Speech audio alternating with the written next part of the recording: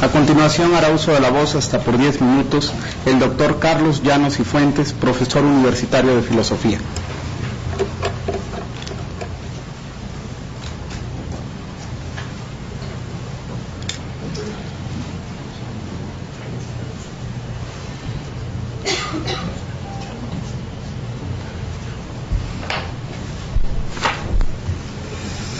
Los señores ministros de la Suprema Corte,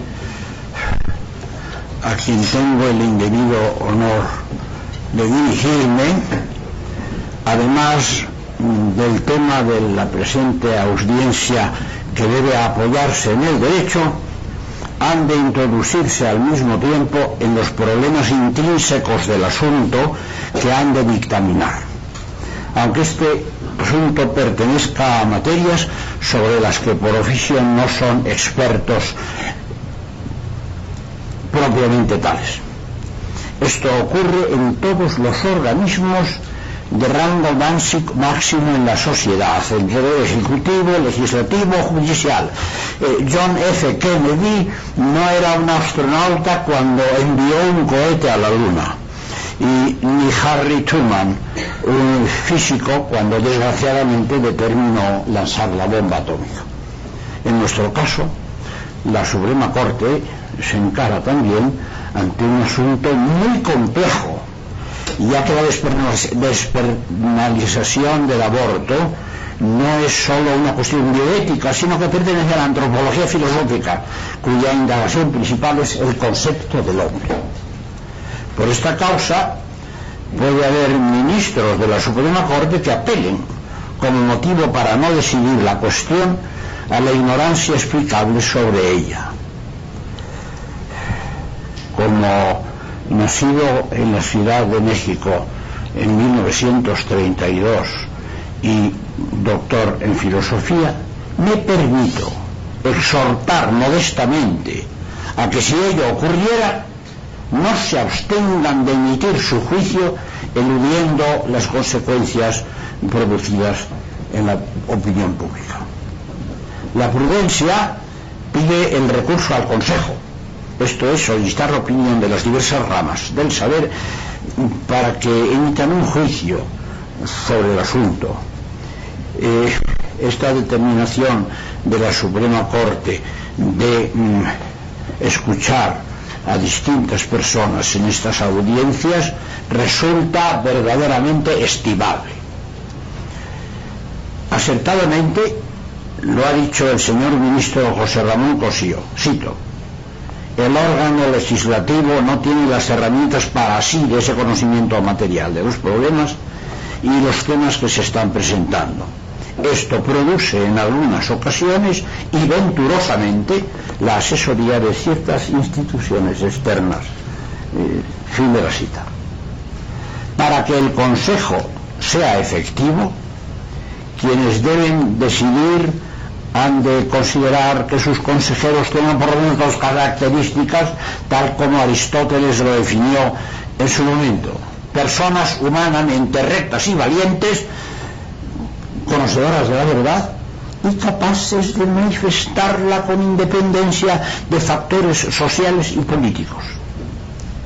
En el razonamiento previo a una conclusión deben darse además dos determinados conceptos establecidos en la lógica y en el propio derecho desde antiguo. Uno de ellos se expresa de esta manera: quien desea cambiar una situación ya establecida y aceptada durante siglos, ha de soportar sobre sí la carga de la prueba. Esto es, ha de contar con razones de peso para justificar ese cambio. Aquí vale la regla jurídica bien conocida de ustedes: meliores conditio possidentis. Para el caso que nos ocupa, es decir, traduzco, está en mejor condición aquel que ya se encuentra de hecho en una determinada circunstancia. En el caso que nos ocupa, la penalización del aborto es la que se encuentra ahora en mejor condición jurídica. Dicho coloquialmente, el cazador que no sabe si tiene delante de sí a un venado, a un ciervo o al hijo del guardia, cometería un crimen disparando. Al no tener la absoluta certeza de que el embrión no es un ser humano, y en esta sala nadie tiene esa absoluta certeza de que el embrión no es un ser humano, al proceder a su aborto sería jugar contra él, contra el embrión, a la ruleta rusa. En este caso, los seres humanos, desde tiempo inmemorial, advierten que cuando se anuncia un embarazo se espera un ser humano. Esta convicción se ha ido corroborando en la medida en que se esclarecen los elementos de nuestro código genético, según los cuales en los ácidos nucleicos se encuentran ya inscritas las características no solo del ser humano, sino también las que se refieren a las notas distintivas de cada individuo. Y prueba de ello es que el hecho de la penalización del aborto en cualquier etapa del embarazo lleva muchos cientos de años. Tal penalización no tendría sentido si no fuera fundamentada por el hecho de que el nasciturus es un ser humano. Por tanto, antes de proceder a la despenalización del aborto, durante las primeras semanas de la concepción o en cualquier otro momento, debe probarse científicamente y sin lugar a dudas que el embrión no es un ser humano, sino un apéndice de la madre. La prueba está muy lejos de ser aportada.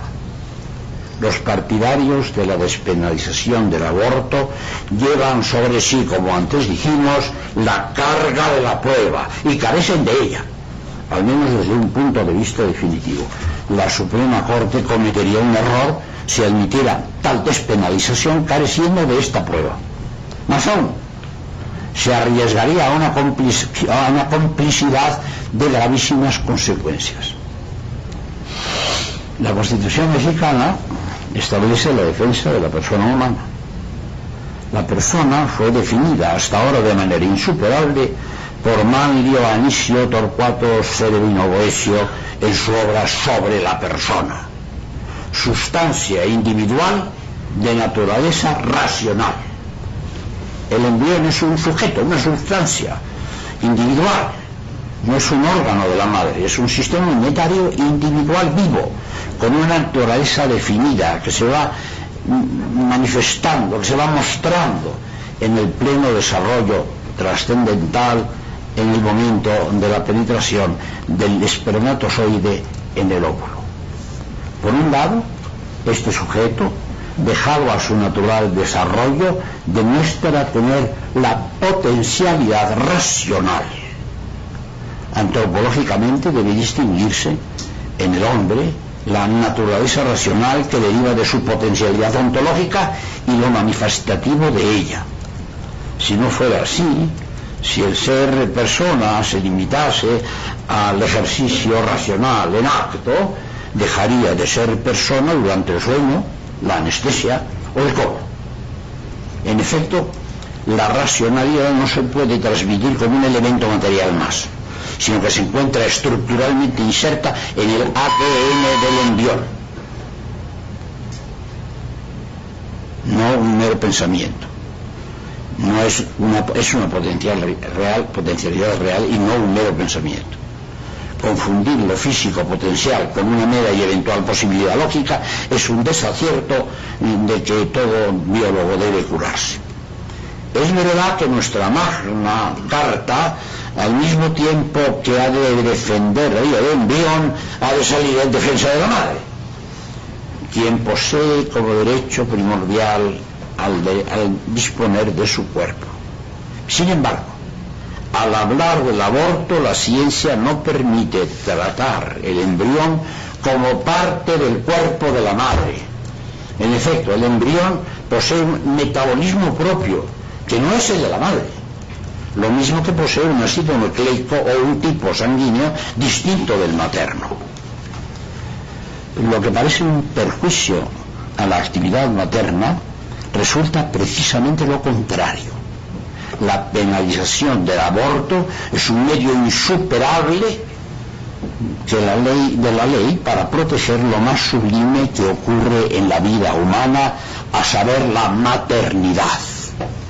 Si se admite la analogía, la penalización de exceso de velocidad podría parecer un arbitrario abuso que frena la libre conducción del viajero, cuando realmente lo que hace es proteger su propia vida. Los promotores de la despenalización del aborto apelan a la circunstancia de que no debe defenderse el embrión con preferencia de la defensa de la madre. Será aquí también un error, no ya biológico, sino sociológico, pues la especie humana posee individuos con capacidades diferentes, pero la solidaridad que se desprende del pacto social nos obliga a suplir desigualdades materiales mediante un claro apoyo civil. Nadie perdonaría a un ciudadano que procura por sí, poniéndose en primer lugar antes que las mujeres, niños y ancianos, en caso de naufragio o de guerra, por ejemplo.